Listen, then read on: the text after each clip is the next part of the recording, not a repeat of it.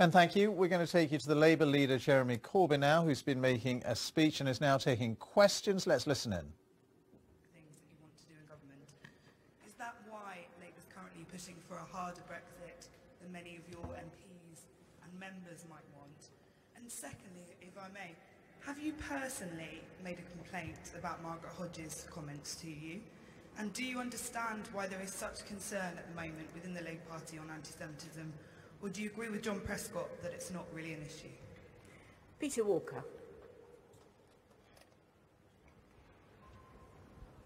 Thank you very much. Peter Walker from the Guardian. Mr Corbyn, you were saying that the state aid rules can be got round, but the government procurement rules are a bit more strict. It's quite difficult to reserve certain government procurement contracts to British companies. If it's easy to do that after Brexit, would you say that's a benefit of Brexit? And do you think Brexit could bring other economic benefits? Okay. Shall I take those three? Yes. Yeah. Right, thanks for the questions. On the public sector pay cap, the government has said it's going to lift the pay cap. The reality is that by lifting the pay cap, there's going to be an increase that is below the rate of inflation, and it's going to be about 0.8% below it. And the unions are right that 5% is what is needed for it. We support that. But it's also important to understand that there's no increase in funding to the public sector for this. So by increasing the pay levels, albeit by less than the rate of inflation, that can only be paid for by cuts within the public services. And so if it's local authorities or anybody else, they're going to have to pay for it by either removing their balances, which they shouldn't be doing, or by cutting services further. And so there has to be an increase in the amount of money paid into the public service in order to increase the pay. How would that be paid for? By the taxation process that we would have, by economic growth, and by increase in corporate levels of taxation. If we don't do that, then we continue to underfund our public services, we continue to underpay them, and we continue to lose public service workers as a result. Increase the wages, increases the productivity, and actually increases the tax income as well. It is a virtuous circle, and I think that public service workers have been very badly treated ever since austerity came in 2010.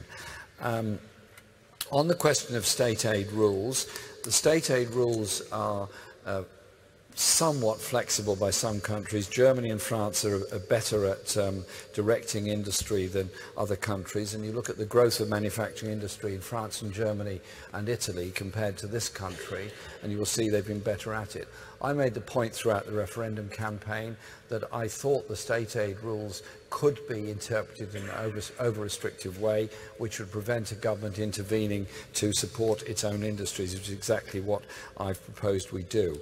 And so we would seek to negotiate with the EU on a trade and customs arrangement, which means that we could intervene in the way that I have outlined, and we guaranteed there would be no challenge on that, because I do believe that state-led intervention will do a great deal to regenerate manufacturing industry. And indeed, if you look at all the successful manufacturing economies around the world, all have grown on the basis, particularly Japan, for example, of a huge level of state support or state investment in those industries, and that's what I would see for the future.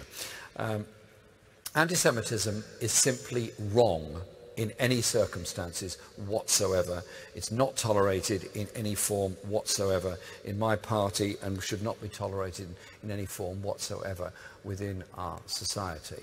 We have adopted the definition by the HRA, and we've adopted most of the examples and put forward a very comprehensive and full code of conduct within the party, which is being approved by our national executive.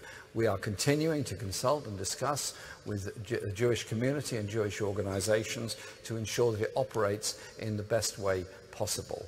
And I think within the party and in public life, people should always treat each other with respect, listen to what people say, and express their point of view in a calm way.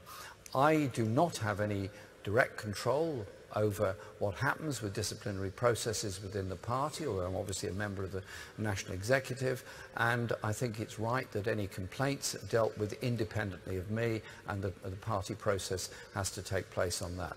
But I'm determined that we will not tolerate anti-Semitism in any form, anywhere in our society or in our party. I've not spent my life as an anti-racist campaigner, starting here in the West Midlands in 1970, to allow any form of racism to grow within our society. And I'm absolutely determined that we live in a Britain that's free of racism and has respect for people of all faiths and all ethnic backgrounds and communities.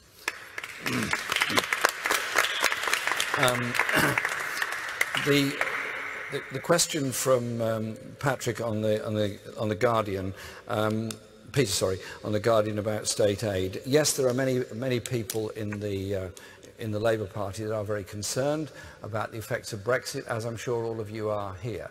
We have developed a policy in which we campaigned in the referendum for Remain and Reform. That was not accepted. I think we have to understand that the referendum result was a cry from people saying that they felt left behind in many of their communities. We are therefore determined to negotiate an agreement with the European Union that protects and develops our trade relationships with Europe, that we don't turn this country into some kind of offshore tax haven on the shores of Europe as a threat to Europe. We see something that can work alongside Europe, but obviously not part Labour of the leader Jeremy EU, because Corbyn there in that's the decision Birmingham, of the just talking in referendum. particular about the That party's surely policy on has to be the right way anti-Semitism, which We is of course invest hugely here in controversial, developing our saying that manufacturing its new industry. code of Clearly, conduct is good very results on comprehensive that. and Therefore, that has to full. be a very Well, we'll say goodbye now to viewers on BBC Two. Coming up next, we'll have the headlines on the BBC News Channel.